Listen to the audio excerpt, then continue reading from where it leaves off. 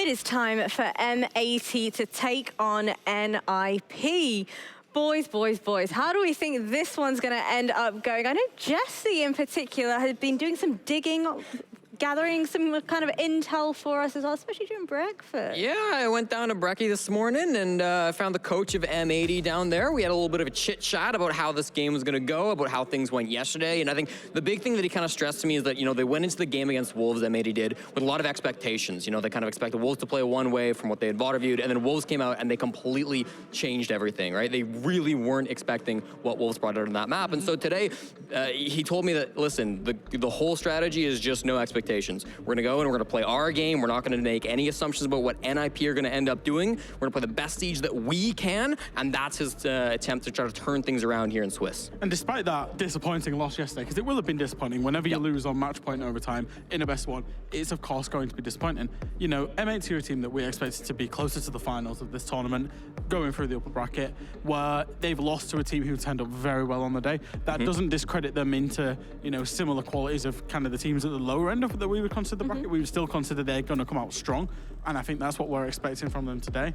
And then just one side note for Jesse, because he loves M80, but they did import a European to be successful. Yeah, they imported one European, okay? The best European. The best European? Hey, I mean, listen, M80, they're a very good team, and I do think that Spoit is an incredible player. Not going to discount that at all. He's probably their best performing player at the moment. Yep. But he really does work well with the squad too. Absolutely. I mean, I think him and Iconic have been such a great pair, working together on the roam clears. When one goes in and dies, the other person is there for the trade. They're really good at pinching together and being that unit. So I think Spoit gets a lot of the credit, especially from the EU talent, which, fair enough, kid's crazy. But him and Iconic working together have been a real treat to watch inside the NAL this year, and I'm expecting just the same here in the international stage. Now, how about on the NIP side of things? Obviously, they lost their game versus VP yesterday, 4-7.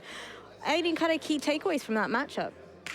Yeah, I mean, I thought that some of their setups were not exactly within the meta. They really tried to force this Mira, especially like on outside of the walls, and didn't really find a lot of success with that type of play. I did think Cons had some good moves, which is important because he is their newest player, only came in for SI quals, especially on attack. He was really good at getting in, getting some picks.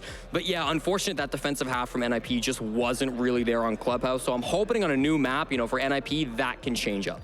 During the pre-game of yesterday's game for NIP against VP, I said they might fall to the VP paradox, where VP style should be very easy to beat, but it isn't. There's a second effect of that, actually, is that when you play against VP, it's so different to anybody else, where VP yesterday, they weren't making plays. They weren't making those hero plays. You've then got to follow that up from a late game last night into a morning game today, and you're now playing against M80, who do make the plays. They have Iconic, they have Spoit, who will make the plays. It's going to be a huge test of whether they've read into their opponent enough today. Now, obviously, on the side of M80, they have that synergy between Iconic and Spoit. On the NIP side of things, though, do we see any of these players have that same level of synergy amongst them? I mean, Pino and Muzi as a combo has been talked about for ages, right? I mean, world champion combo, world championship synergy coming through there. But yeah, I think that for M80, that is kind of, or for NIP, excuse me, that's kind of who they need to step up and have that good game. I think Pino did great yesterday. But yeah, we end up on Chalet, I guess, for the first map. Jack?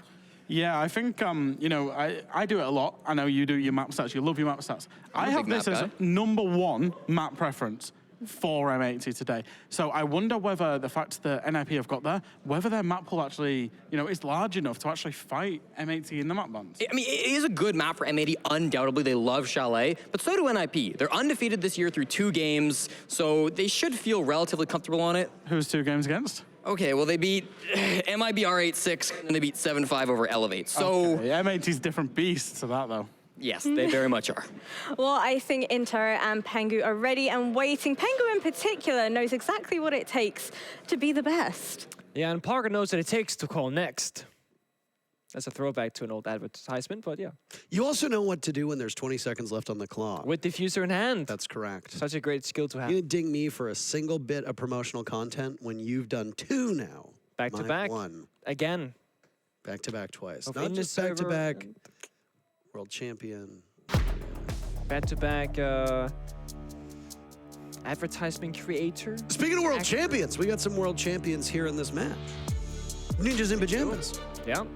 They were once the very best team in the world, and almost did it twice, actually, because they were a finalist team and then they were the actual winning team shortly after, a year after, in fact. They've kind of fallen off from that high table in the last 2 years, though, and they're now fighting their way back to a major championship. Of course, here, they would like to win, seeing as yesterday's result didn't go the way they wanted to. They were down pretty badly, I believe 1-6 against VP, then brought it back to a 4-7 loss on Clubhouse. But of course, not the result NMP they wanted. M80, as Jesse spoke of, they and Jack, they went all the way to 8-7, or rather 7-8 as they were the losing team as well. Chalet though, very different map. As M80 they played Villa, and as I mentioned, NMP they played Clubhouse yesterday.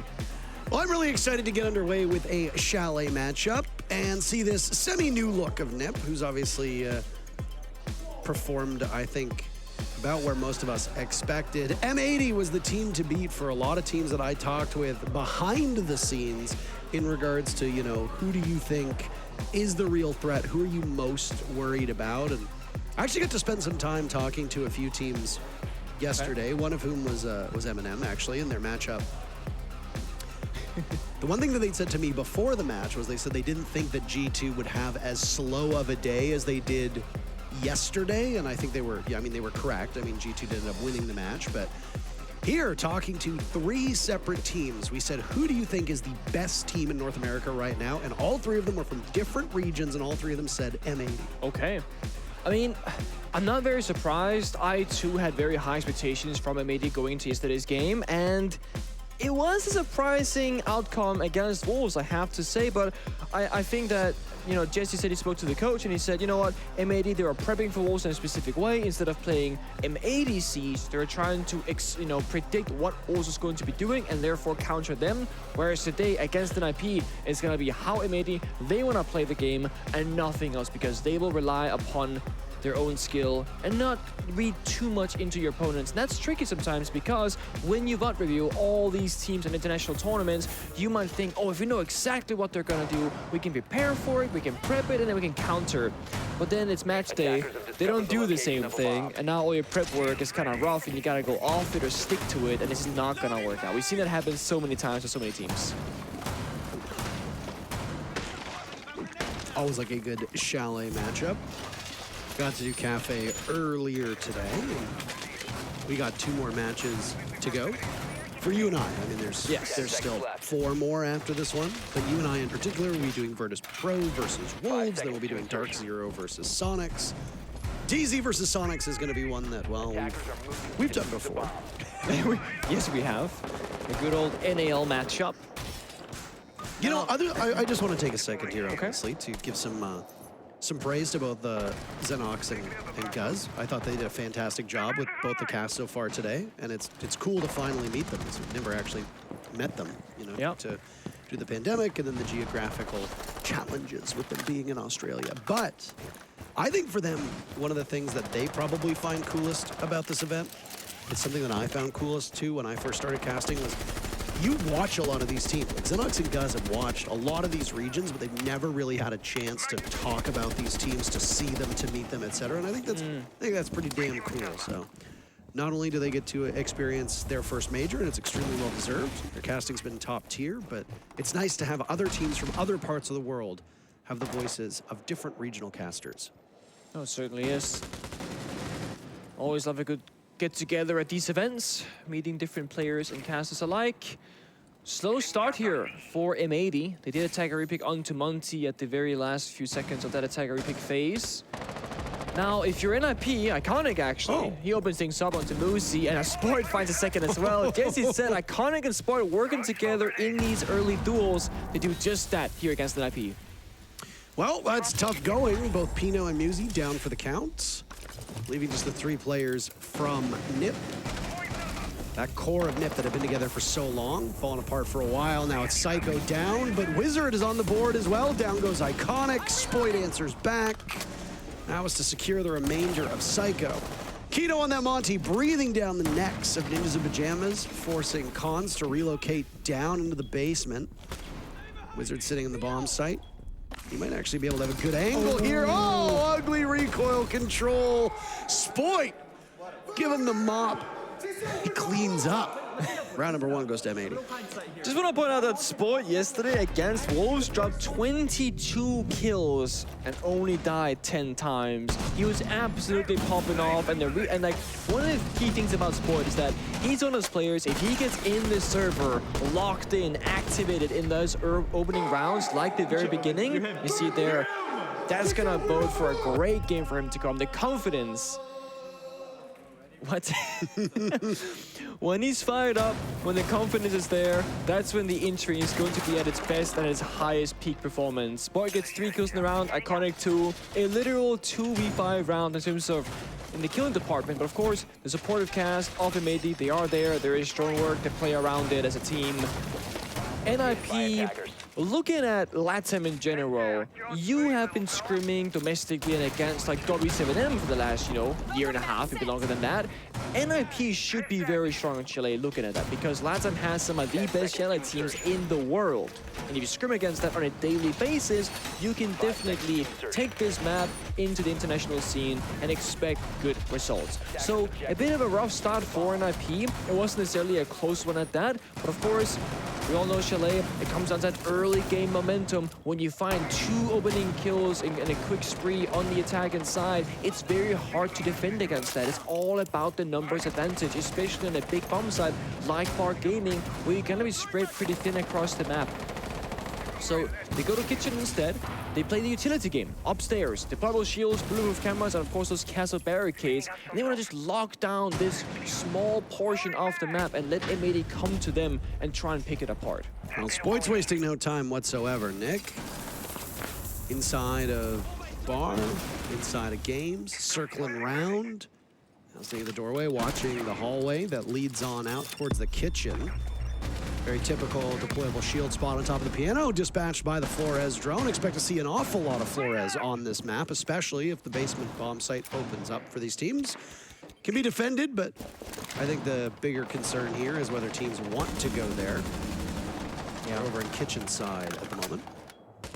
Very quick round. Both of these 2 first rounds for M80. I mean, their injuries is there, their prep drones as well. Sport flies on in, and now that they've reached this this first stronghold, they slow things down. They reassess the situation before they strike. Information is key here. And they got plenty of drones, 9 left so far to work with.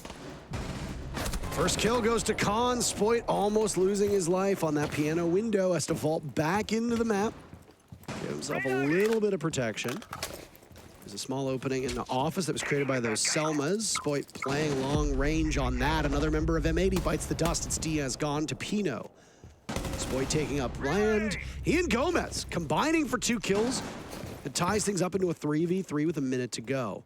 Still haven't gotten full control of the top floor for M80. Nip is hanging on. But Kino's just about in the bomb site with the diffuser. He's a couple steps away.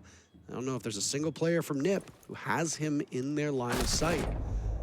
Gomez taking some more damage by piano now. Spoit called into action to assist. He has to be very concerned with this wizard, pulling off his own magic tricks, but only a single kill in the midst of the smoke. Pino getting the plant, or sorry, rather, the plant going down to Kino, not Pino, but similar names, allowing Kino to get out of there while Pino on top of that diffuser could go for the base if he wants to. He's gonna do it. He's long-arming it. He's long-arming it. They need to get in there right now. Musi has the coverage. Are they able to get their entire... Oh, they're not. Kino and Pino, who cares? Round goes to Nip. Damn. I mean, again, NIP, they were so quick there. They immediately just go for the long arm. They recognize that M80, they're relocating. They're going to play a safe post plant, maybe play from far back, maybe play up above. That was a mistake. You can argue there, knowing what happened, M80 should have stuck 1 player in the dining hallway to be quick to strike in case of a long arm attempt. And then 1 member maybe, like Sport, who's trying to go above and initiate that post plant from the vertical floor above him. But a little bit too slow. M80, therefore he to take the round. Sport doing a great job at holding down the top floor, allowing Kino to try and get down that diffuser, and they both won their individual fights and their individual confrontations, but then right here, things did fall apart. The breach, it's a Selma charge, not from Thermite for an exothermic one, just a much smaller opening to the bomb side. Well, he's talked about the pace that was set at the very start of the round. It was quite quick, but Don't know if there was any real follow-up for Spoit upstairs. No. He walked in, he had control of the window, he had control of the front of Piano, but couldn't swing Piano because he was worried about the cross that was farther back over by bathroom and by bedroom. He was able to play off of Office, which was largely unwatched by Nip. But ultimately to no avail. I don't know if that's a failure of Spoit or if it's a failure of the rest of the team. Either way, the job did not get done on that top floor, and then just negligence from M80 to get out of the bomb site as quickly as they could and stick nobody in a position to watch that diffuser. Yeah, I mean, no matter what we do, we can't blame Sport. That guy's got 5 kills. He's doing his job, right? Didn't even die in the round. He stays alive. Flawless for him so far, that 5-0. Flores, again, doing so much damage on the top destruction on the castle barricades. We might not even need a base and bomb side for Flores to get in peak value in this match because there's so much utility and it's absolutely free for the taking. NIP not playing around at the bubble shields in 2 rounds in a row now. Small mistakes being made might punish them later on because they need those shields to stay behind for cover. Spoit and Gomez right now, both the 2 prongs of this attack. Not close enough to Pino, but Spoit will get ever closer. Pino will need to test his mettle against that. You got pings onto the stairs. They know exactly where he is. Can they follow up? It's going to be a 1v1 standoff. Gomez downstairs. Pino actually relocating up on top blue now, sacrificing a bit of map control. Spot Simaclone will get the information, but Kino actually finds the kill. There's Pino on library stairs. He gets pushed off of that position. Kino and Pino try to say that 10 times fast. Or don't. I don't really care. No. You're your own boss. Do what you'd like. So that's some big map control handed in their way. But for M80, you need to watch on the flank, as we just saw the frost of cons lurking down below. Catch them off guard if they're not looking carefully. There's no Thermite once again on the board for M80. They like this. The Selma charge is iconic on the ace, but the breach is going to be a lot smaller at that. Nate's going out, but Ryan just catches it. Those shields I got to start earlier, you know, you don't have them now. That means the hole is a bit more difficult. Oh, and another falls from Nip. Goodbye to Wizard. Psycho also dropped Newsy. Next one up. Over by Piano, pounced upon by Spoit. Cons was playing down in the basement. Well, guess what? You got to get back to the bomb site. You've lost complete control. Every single body of M80 still upright. Diffuser down. Iconic, the only one who's taken some damage. A really tough spot for Cons to be in. Boop. Nice shot on Nakino. Long range. It's got that 1.5, is it? Nice line of sight for the Frost. Right now trapped inside a Solarium. He's got soft destruction and the hard destruction that have opened up a line of sight, but all the while this is happening, that timer just continues to run against Cons to the point where he's only got 4 seconds. Nothing, really. Spoit settles it. Better in the post play, and this time around, M80 makes no mistake about it. They take their second round. Yeah, they just run through the bomb site, essentially. I mean, again, when the utility gets cleared out early by the Flores, it might look like a very slow pace for M80, but the big difference is when they get to the bomb site, they've already dealt with pretty much all the pieces of utility besides a single shield in the back of the Piano hallway. So the office breach, you can walk on in, fight that guy on the shield, toss out your flashbangs, your grenades, etc. Also, a very puzzling way that Pino died, being exposed on a soft destroyable wall, just leading straight to that office balcony window where Kino was on the rappel. A little bit too easy on the run clear there for M80. And I think also sacrificing a member with no real help. I mean, good comms, yeah. Communication is key. Playing that 4-1 side where they just say, Muzi, run halfway across the map, or Pino, run halfway across the map, do your own thing, and then we'll just stay back here. It's a very high-risk way to play the game because if that teammate who's alone then dies, you will play that round 4 versus 5 from the get-go. Whereas if you just send 2-3 people up to assist him, maybe even try to escort him back to the bomb site, you can burn down the clock, get some drones, and get something more higher value out of your map decisions at least. Because right now, it just seems like NP not playing fully together. Well, maybe some discomfort on the way that they're going to play defense. They can tighten some things up. Still have a timeout, and obviously it's only 2-1 for M80. It's not dire just yet for Nip. But if M80 really are believed to be this, you know, indomitable beast, as we heard last night. But I mean, chatter with teams offline is revealing, but different teams will have a different idea of who is the best. It's when the consensus starts to form, when I think you get a good read on what teams perform well in scrims and who you're truly most feared with. Pacing is something that we've been focusing on outside of that in the actual server itself. And this round is no different. 45 seconds in, and just like that, M80 already storming the gates. Cleared out most of that Solarium trophy side of the map. That's a visual bug. I was gonna say, that was weird. So we saw Gomez is now actually going up above, not shooting the Solarium default cam, and maybe trying to bait out where the attack is coming from. So they make a lot of noise first floor dining kitchen, and then Gomez will sneak past default cam upstairs. They rotate members to the library balcony now, and it's gonna feel like for NIP that M80 are quite literally every single location on the map, on the windows, on the balconies, first floor, top floor, outside, inside, etc. And it's going to be hard now for NIP with the Valkyrie ban, and then not playing any Echo Maestro, for example, to have any active information as to where this attack will be coming from. And M80, they have so much soft destruction with the grenades, the terror drones, and the ass breaches that they can open up all these soft walls leading to library. There goes a Rotero drone, a very familiar spot for the Wamai to be playing, tucked into the corner of library. But oh, has Spoit found an opening? Could he exploit this? Oh boy. Up the stairs he goes, and oh no. But no! Khan swings out instead. Down goes Spoit. First kill is in favor of M80. Gomez has no explosives left to take care of that shield. Down goes another member of M80, but they bounce right back. Keeping it to a 3v3. Advantage goes back to Nip. And now it's on the last player to hop in and find the frost mat before the bullets can do the rest of the job. There you see NIP all playing together with 5 members there. Works out. As you said, Sport almost found the gap. If he wasn't shut down on that blue staircase, that could have been trouble for NIP. And it looked like it was going to be the case. But then at the very last second, right before Sport gets to the top of blue, he gets shut down. And with that, M80, they lose that small opening that they had. And they trade it out. But NIP, of course, coming out with more numbers. We have a tech pause right now. I don't know exactly what the reasoning is for, but we'll give you some information as it comes out. And that was a great read by Cons.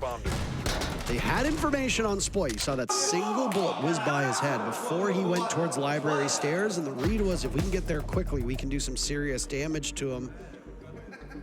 They managed to do just that. Take up space, take up ground, get in there. Nip is at their best when they are playing aggressive. Yeah. Nip is at their best when they are leaning into the extraordinary amount of gun skill that they have. Relying on that Musi and Pinot combination back when they had the old core that we know so well, but now obviously making a series of roster moves. It's also what makes this one an interesting matchup, because you can actually make the same argument for M80. These two teams share very similar strength, right? Playing together, playing aggressive, wanting to be the team to make the play and not let the other team do what they want to achieve. And it's why also going to Chalet makes a lot of sense for these two teams in this matchup, because on Chalet, you can both take control, but you can also try and go for those kind of one-off plays, whether it's a big flank from someone like Iconic when the side storm comes around, whether it's NIP playing very heavy together, or just playing very much in the enemy's face. You can play to both strengths of these two different teams. M80 is a team that doesn't really show us a lot of pocket strats where they see, like, you know, the Glass, the Ying, the Monty. It's not super common for them. Maybe in maps like Oregon, where you kind of had to brute force some of the operators, they do tend to bring that out. But like yesterday against Wolves on Villa, they didn't really show any real flexibility. They have it, it's just not like what they do very commonly. We have seen Gomez now hovering Glass a couple times in the attacker repick phase, but he's never actually stuck to it. He's always going to something else. Finka coming out is actually something that M80 likes to do when things are not going their way, especially in those gunfights, and that makes sense, right? The heal, the slight boost to them, you play the Finka plus the Dokkaebi, you make yourself and your teammates stronger, and you make opponents a little bit weaker by giving off that audible cue constantly with the Dokkaebi calls going out. And it's again M80 just playing for those gunfights, trying to say, okay, this is gonna be a 5v5 brawl. Let's make it as favorable as possible for us. Fascinating to see how the Finka slots into this, because you don't see her as often as you used to. Something you touched upon the theory behind it. Bless. That LMG made up with Finka with grenades was scary. It will. Also that. All the LMGs, oh boy. And having so many grenades every single round, of course, much more scarce this time. Scarce these days. Scars played earlier. Scars did play earlier. And they won, actually. Oh, okay, a trick from above. The Electro Shuffle. And it worked out, oh my. Okay. Losing 2 cells? Unfortunate for Iconic. It's a great adaptation by NIP. They likely saw the timing that M80 did previously on the dining attack and said, you know what? There's a weakness here that we can abuse. And great teams will do that. They will try and do the pattern recognition where they will look at how the enemy is playing out, what they're doing, and then, okay, now we can make this adaptation. If they do it again, we'll punish it. It could be an impact trick because they're playing ace, it could be a kite because of timing, etc. Either way, NIP, a great read in that round. Wizard flashed out of his mind, another one coming in, but there's players there to support. He has to be very concerned with that bathroom window, playing the tight angle. Down goes Pino. These teams have been trading the first blood back and forth. This time it's M80 with the upper hand. No answer back, no draw. Oh. Nice shot from Wizard.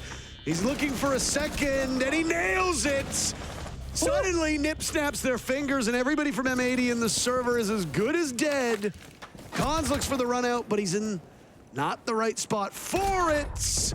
Taking most of Diaz's life away, but M80 finds themselves in a near unwinnable position. 45 seconds remaining. Diaz in a 1v3. Single point of HP. Slow as hell as Zofia is these days. Oh yeah. That one speed. It's gonna take us a while to get through the map, but Diffuser is nowhere near him as well. Dead to Musi. It's a formality. Psycho has this unhinged look on his face every time they went around. I love it. Absolutely love it. Nip win 2 in a row. These teams have been trading rounds back and forth. It breaks. Nip up 3-2. Nip with a great adaptation. Structurally, strategically, not playing that 4-1 split anymore, one person roaming far off. They're playing all 5 together in the previous 2 rounds, and it has been those rounds that they won. Sure, Wizard goes for an individual play. He finds 2 kills without needing help from his teammates, but they're there for the cover. Someone jumped in bathroom window right behind him, and guess what? NIP, they got a member in Solarium, shuts it down immediately, and they just get those 4 kills for the cost of a single member. Now we're gonna see that famous basement, the bomb site of Chalet. It can be incredibly easy to attack, but also incredibly hard at the same time. It's one of those bomb sites where you never really know what you're going to be getting. But it is one of the few bomb sites in Siege professional play where we tend to see a fuse being brought into action. And Gomez, who has been teasing the glass, will stick to that red icon operator, but it will be the fuse instead. This is so that you can go into fireplace and open up the entire soft floor from that office balcony where Lucy is standing right now for a spawn peek actually. And it just makes the soft destruction of lobby a lot quicker and more safe as you don't gotta full clear the map for the roamers. We'll see it later, I'm sure.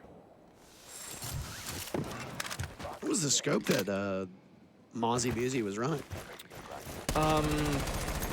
1.5, no? Oh, that's weird. Yeah, okay, I was gonna say, isn't that like what everyone's running scope is? It's a big debate right now in Siege where everyone... Oh, there it is!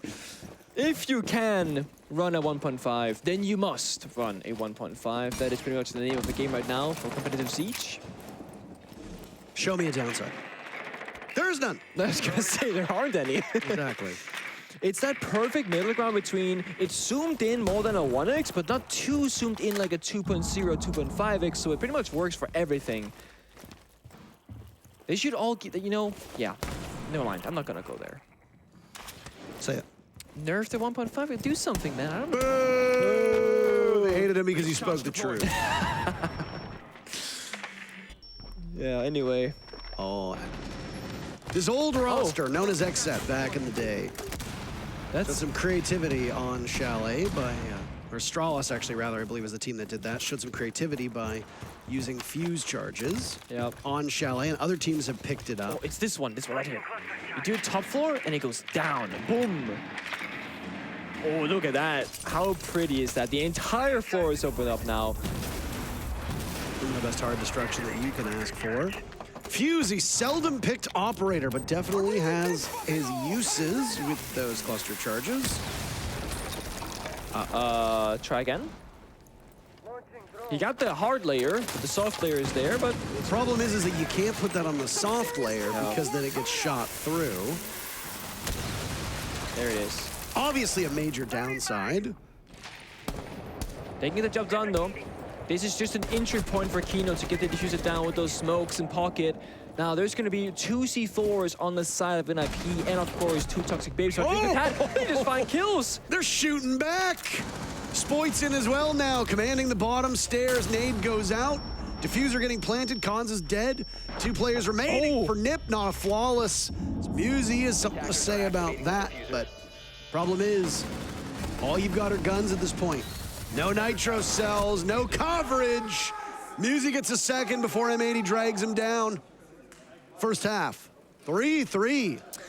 Honestly, a pretty expected result, I guess you can say, given how close this matchup should be between these 2 teams. I don't think we're going to see a very attacker or defender side of Chalet, even on the side swap. I do expect us to keep going in a back and forth manner. Both teams are adapting and adjusting so well to one another, whether it's the operator pick phase or the specific bomb sites like we saw with the Fuse, or whether it's just simply the standing. Okay, Wizard, he likes to hold aggressive angles, so when Spoit walks down the fireplace staircase, he actually goes for a pre-fire instead of a jiggle peek for the check, and he knows that because Kino, he made contact with Wizard when he crossed the breach earlier, and Kino gave the information that he crossed to the right-hand side of blue door, not the left.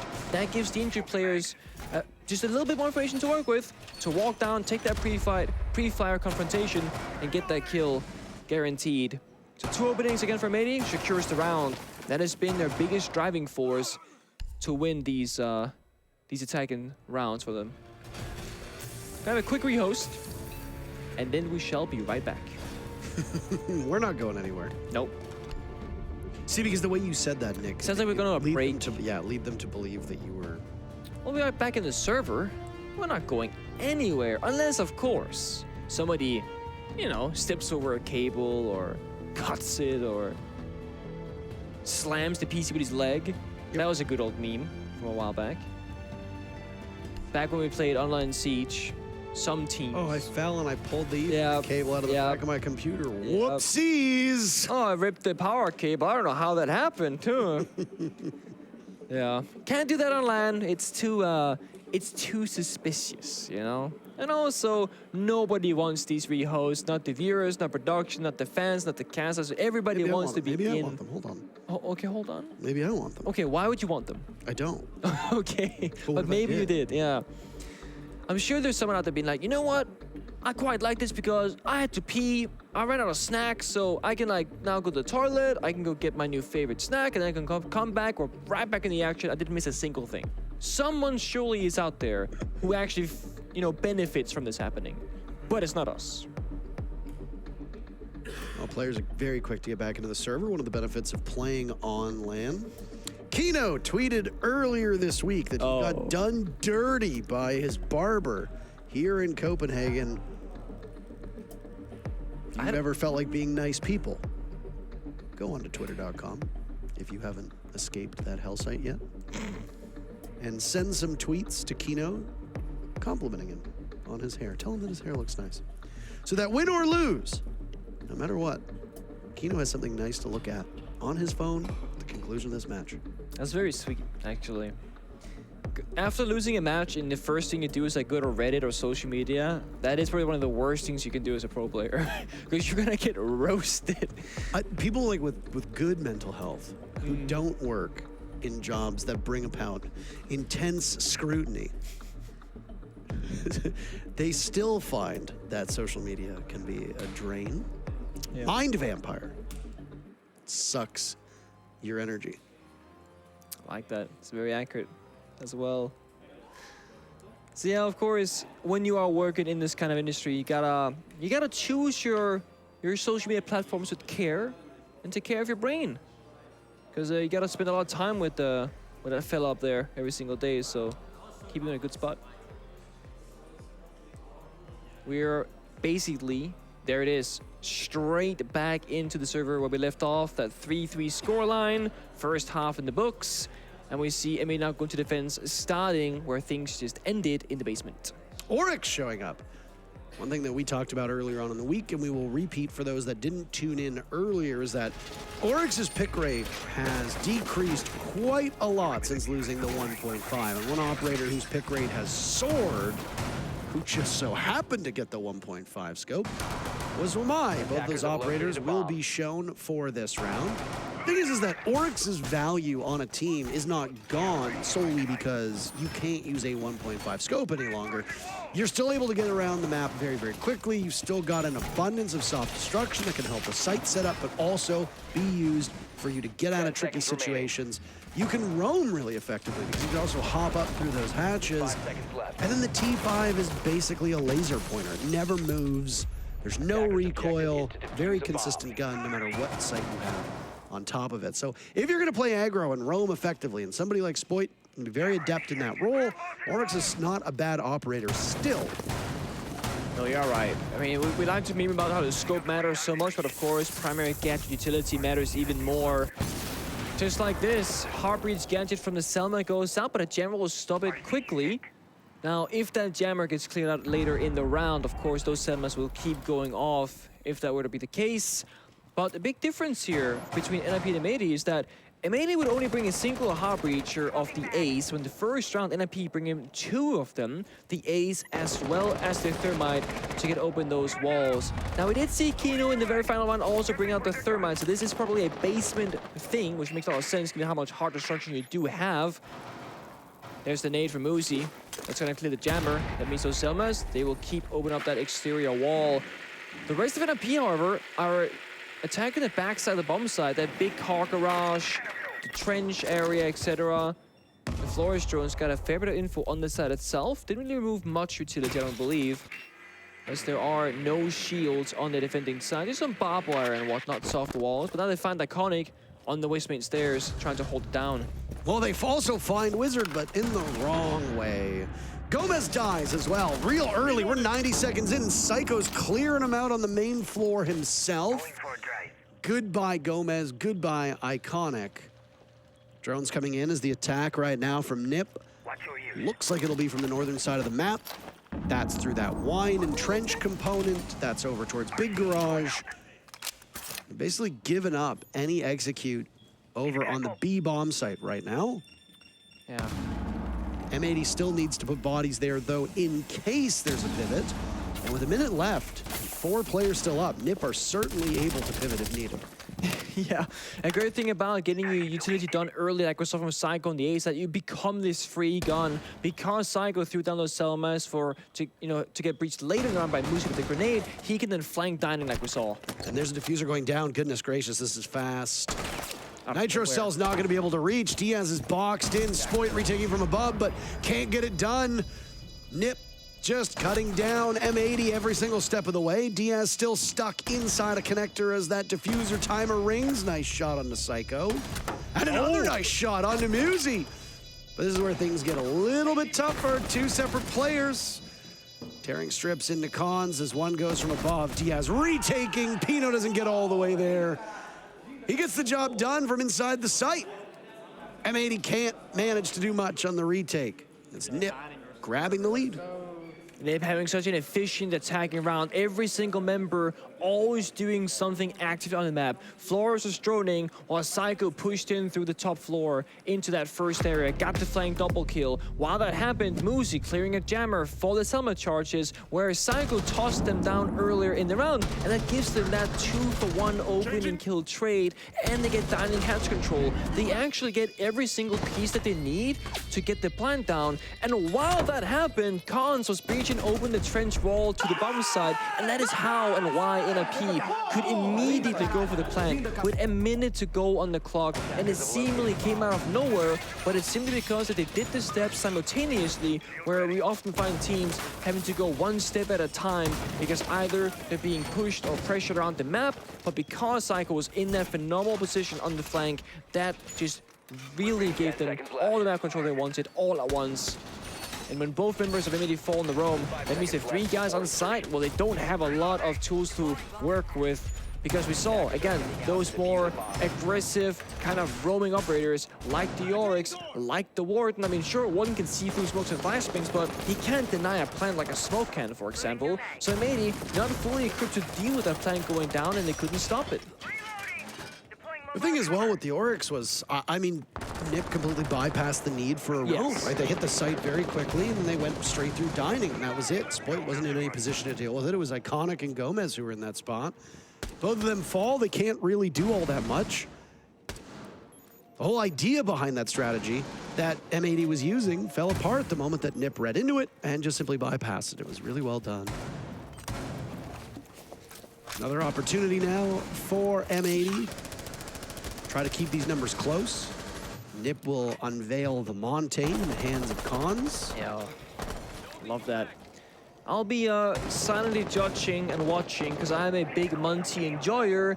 And we've seen a couple of Monties at this major, and some of them have been phenomenal to watch, and others, sometimes we look at it and go, what happened in that round? Now, Monty can be used in many different ways. It can be to force a plant like Eminem did earlier for Nello. It can be to, you know, drop shot hipfire people like we see a lot from APAC. It can be to push around the roaming members of the defense so that your gunners can take them out when they start moving too much. Cons right now playing a supportive Monty, spent most of this round on the drone, likely for flank watch, and then when he's needed for the bombs that execute later for dining, that's when he's gonna get off that drone, get active with the shield instead, and lead the way into the site itself. He's running those secondary pocket EMPs to help Psycho open up any walls if need be, and it's the flexibility of NIP right now that you see, because Cons, who played Thermite before, he now has to play Monty, so Psycho takes over the harvesting duty instead. It's beautiful from NIP. Good jostling of roles. There it is, he's active. He's gonna give info, just peek out the side. You see, is it safe to plant somewhere? Mind you, there are no smoke grenades in the pocket of Nip, so the Monty shield is all they have for cover. Gomez and Diaz, both side by that A-bomb chassis. As Toxic Canister goes out, Cons is able to actually sneak in and find some comfort right next to the chassis. 10 people still alive, but down to 9 as Iconic goes first. Another to peek out. Psycho doing long-range work. This is going to get so messy for M80 with the diffuser down. How do they retake this site? How do they challenge the Monty? Well, Spoit's in a position to do some damage, and he does so to Pino. Gomez walks right in. Kino found, taken out once again by Psycho. Player just to the right of the door, able to get away. Wizard now in 2. It's Gomez and Diaz left. Make that just Gomez. And it's just a goddamn mess, isn't it? 5 rounds for Nip as they're perfect in the post plant. Oh my god, M80 will call their tactical timeout after that round, and I fully understand that because there has to be an adaptation made here for the American team. NIP, we saw them start losing rounds, and then there's a big shift. They changed their operators, they stopped roaming, they played 5 guys on site. When it comes down to the 5 versus 5 brawl, I do believe, watching this right now, NIP, they are the better team. M80, much stronger, much more efficient at the individual 1v1s, 2v2s, etc., and capitalizing off player positions. So when M80 plays this slow style of siege, where they just say, okay, NIP, let's meet at the bomb site walls, that's where they fall.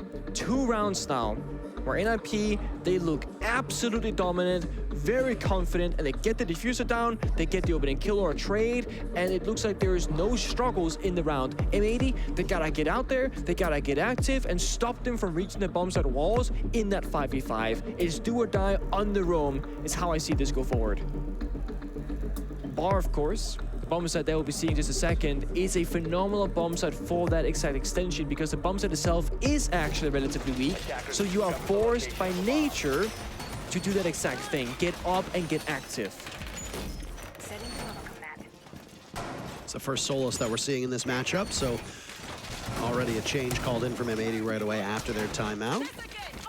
The way these timeouts tend to go is, well, one of 2 ways. Number one, you can immediately plan for the next strategy. What are you going to bring? What do you want to use? What do you want to defend with? Or if you think that there's more emotional or motivational issues, you can approach it from that regard. Given the fact that we're seeing a change up in the M80 lineup. I would suspect that it's probably more of A than B, but it's always hard for us to tell because we don't have those listen-ins and we're obviously not on the team, so we don't know what the general vibe is of their timeouts. It's true. I will say though, if there is a leadership figure that seems to keep the vibes high, it's gotta be Iconic. We've seen him now as a less vocal player back in his earlier days in Pro League, and nowadays, whenever we see the player cams, the timeouts, he's always talking, calling the next shot, etc. We saw Sport kind of commend his comms in the earlier rounds when M80 was in the attacking side. Iconic has a big task ahead of him with his team. He's on the Solace. He can grant his teammates a lot of information to act upon, where the people are joining from, where the drones are, etc., where the utility is going. NIP, they were hovering a couple of different operators in the attacker repick phase. They were showing the nerve to sneak around and try and take those 1v1 engagements to try and pick off M80. But they opted for a more, again, structured anti-utility lineup. They opt for the Twitch instead. They want to pick apart library, make it a living nightmare for Gomez to play in this position on top chimney. And then Moosey on the opposite balcony. He almost dies to Iconic with that pre-fire. Well, they both came very close to losing their heads, didn't they? That's Spoit wanting to engage on the balcony. Attackers have dropped the bomb. Psycho really has changed things around from those old days where he wasn't himself. You know, fond memories of an event where we heard Psycho's name about 500 times. And I mean, it was oftentimes worth it. I mean, he was an exceptionally good player, but as NIP as a whole regressed, it really did end up becoming like the Pino and Musi show, with Kamikaze and Julio being afterthoughts. Well, roster changes aside, Kamikaze apparently has opened a pizzeria. I don't know if you've seen that. Are you serious? That's what There's no way. He opened a pizzeria. Okay. But either way, Psycho is having a bit of a renaissance, a second chapter. A modern Brendan Fraser of Rainbow Six Siege. I do love that when we see older players come back and strike gold once more like we've seen before. Very, very, like this is the slowest round so far in this matchup. NIP not able to break anything apart, able to find any opening kills, and now the roam, the flank, it's closing in, it's Sport, 30 seconds on the clock. Still have a player, Musi, on the balcony, just waiting. Wizard not too far off. 0 logic bombs remaining. Team's not exactly with the most utility, but they're fragging. Oh boy, are they ever. Down goes Diaz, Psycho follows, and the kills just come in heavily favoring NIP, but they've got to get that diffuser down, and it's Khan's doing so. It's all up to Spoit to stop it, and he'll get it done, but Musi saves the round. An incredible play. NIP move to match point. There is less than like a second, like 1.2 seconds left in the round. I mean, Sport almost guaranteed had that. And you can look back on that, if he prones, maybe he survives. Sport thought, I'm just gonna sprint to that default corners of the library. I'm going to be so safe, no one can stop me. But no Musi, he was still up above in the midst of the execute somehow, some way. And NIP with that, they pushed themselves to match point. And M80, they looked like they cannot figure out how to play against NIP. Jesse said on the desk before the game started, M80 wanted to bring their style of Siege to this matchup and believe in the process that they have built for themselves in the last 2 to 3 months. Well, so far, hasn't really paid off. Ever since the side swap, this has in fact looked like a very attacker-sided Chalet, simply because NIP looks like the better team. I mean, they spent every second possible setting up, and it looked like it was not gonna work whatsoever. And then they find 3-4 kills out of thin air within 5 seconds. 5 seconds to go. Media scrambling things together. They're trying to figure out what bomb set is actually going to work for us. They went basement, into kitchen, into bar. Now they're back to basement with a little bit of a similar lineup. There is one big difference. They have a Frost this time. They have deployable shield. Still no smoke. Still got that active roam game. What happened last time was Psycho, who flanked dining hallway, getting that double kill, and then things just really took a spin there. They started planting, bomb went down, it was flawless pretty much. Same early start. Exactly the same as he did before. with the Selmas. Yeah, I mean, he wants to get off his utility so he can now be a free roaming player, only really leaving Cons to do a lot of the supportive play to get those exothermic charge off later. So it enables more members of NIP to be actively on the map. And now we see either Pino or Muzi, who's going to rotate their self-destruction to the breach and then going to clear out that jammer. Probably going to be Muzi with the nades. And then the wall gets opened up. It's the exact same thing. But Psycho's not going to walk in the same hall with the same way and get the same double kill, so we will see this round play out a little bit differently in the mid-round. It's like clockwork. Assuming that Cons puts the hard destruction in the same spot, that will be that wine wall to open up some of wine cellar, walk in and go for a plant, which then negates anybody playing inside of the bomb site, playing inside of connector. Flores drones will go off, and that should be the mute jammer on wine wall as well. Okay, so everything seems to be coming together quite well, Nick. Yeah, I mean, this is, again, nobody from AD really actively trying to deny those for terror drones. They might not think it's a problem, but if Pino keeps finding this much value with half the round to go, what's next is Cons open up those walls. If Wizard can hold West Main like we see him trying to right now, that's the flank cover. That means NIP there are safe. But of course, there is that hatching trophy leading to the basement that could be a problem for them later in the round as well. So if M80 get a good timing of play together, they could definitely backstep Nip later on. Another slower round now as Nip dots its I's, crosses its T's. M80 still will need 4 rounds in order to win this one. It'll have to be done in overtime at this point. So 5 rounds, technically. But if you're going to form a comeback, it needs to start now. Gomez softened up. That's the first bit of action that we've seen on what is, yet again, another very slow round. But Diaz getting active. Down goes Cons. It's traded out immediately and swiftly punished by Nip. Last logic bomb goes as well. Odd pacing. Frostmat's on the board, so you have to be careful of looking down. Iconic maybe fires a bit too early. The jig is up with him on the hatch. Down goes Kino. There's Psycho getting in on the action, as you talked about. Wizard down. Gomez there as well. Iconic balls. This is a perfect lockout from Nip. They know it all too well. Spoit to bail out the North American squad, but it can't be done. It's the Psycho show. Goodness gracious. Led by Psycho, strong performance. Nip slaughter M80, 7-3.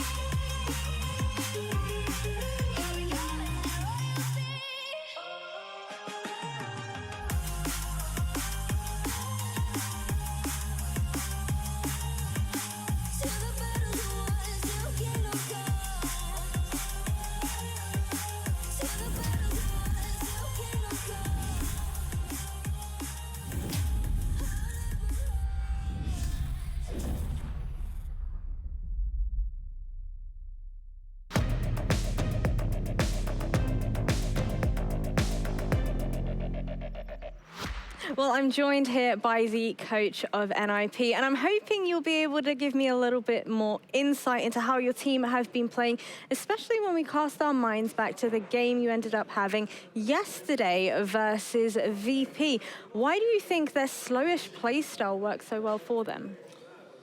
Well, like we studied VP a lot.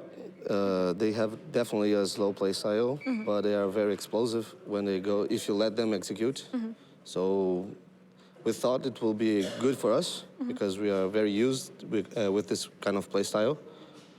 And definitely went wrong.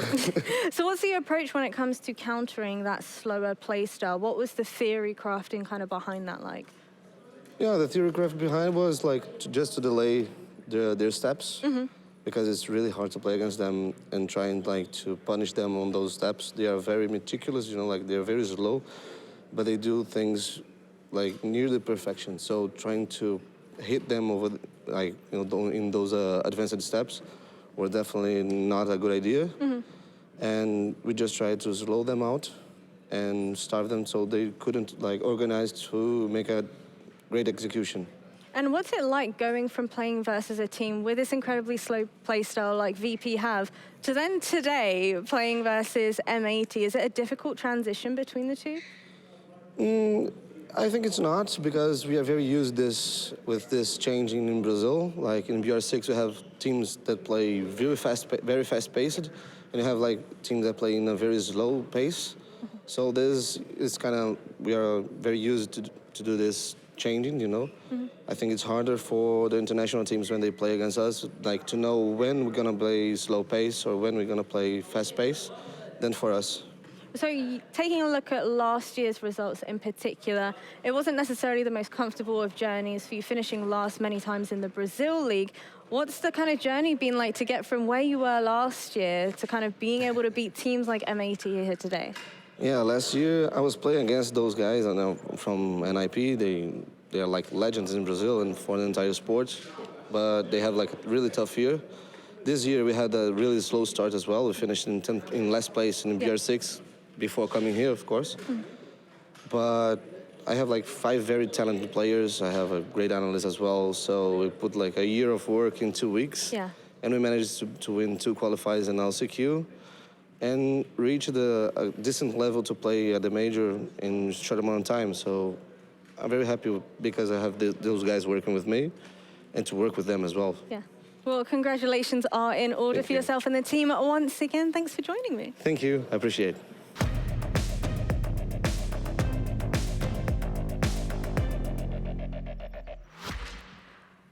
We didn't see that one coming there, did we? M80, the fan favorites, were taken down by NIP. Oh, and who? Maybe they're not an NA team after all. Are they now a Brazilian-European hybrid? Is that what it is? Now it's a Brazilian team. Yeah, I think so. Yeah, fair enough. That's how it goes. Do you know what? It started off like quite rough for NIP as well. Yeah. It started off looking like it was going to be, you know, a pretty comfortable M80 win. You know, Spoit and Iconic. It was that, you know, that deadly duo that we talked about. But then one thing that I thought that NIP did today that they didn't do yesterday. They got a very quick handle on their opponent and how to play against it, how to beat it. I think it was round 4 and round 5 where they basically just played compacts, played together, and they just made it a big team gunfight. And because of that, they were able to effectively trade each other out, win the round. You've just seen it there. And that really was the springboard for that happening, for that victory. Yeah, well, I think the half swap had a lot to do with it too. You know, Yes. on attack, M80 were really able to set the pace. They were able to push where they wanted to push. Yep. They found a lot of those picks by able to work together, get their trades, right? Their top players were fantastic. And then they moved to defense. It was very clear NIP was in control of when these fights were going to happen. We didn't really see M80 contesting. Just round number 8, I thought Pengu had a great point with it. You know, they're bringing a defensive lineup that really doesn't have a lot of denial. They're bringing a lot of, operators that can fight that top floor. But instead of fighting in that top floor, instead of getting aggressive up there, you fall back, you try to play it passive, and then Kit goes down. And like, what is your answer to this? You have 3 toxic babes. That's not going to stall out a minute 30. And I think that's exactly what NIP were doing. They were basically playing so that they didn't get sucked into any gunfights that weren't in and around the site. Yep. They were playing directly for the objective, and it worked super well. Like, M80 were just completely caught off guard for it, expecting fights in one place, and it was happening completely somewhere else. Like you say, Kit was going down, they were getting the plants down. Plant-focused siege isn't something that we associate with Brazilian siege at all, but NIP did a really good job of executing that today. They absolutely did, but that concludes our 0-1 matchups for today. But don't worry, we still have plenty more Siege games still to come over here at the R6 Major Copenhagen. And now we head into our winners 1-0 matchups. I know, Jesse, you said from the very start of today we're going to have close matchups. We've already had all of the overtimes in the world, but now coming up next, we're going to end up having FaZe versus Space Station Gaming. What are our hopes, expectations for that? Oh, I want to see Merc on the Amaru shotgun. I want to see Yes, the bullets. sir. I want to see the fun that SSG bring. I think it's incredible Siege to watch. I can't wait to dive into that one, so we'll catch you all after the break.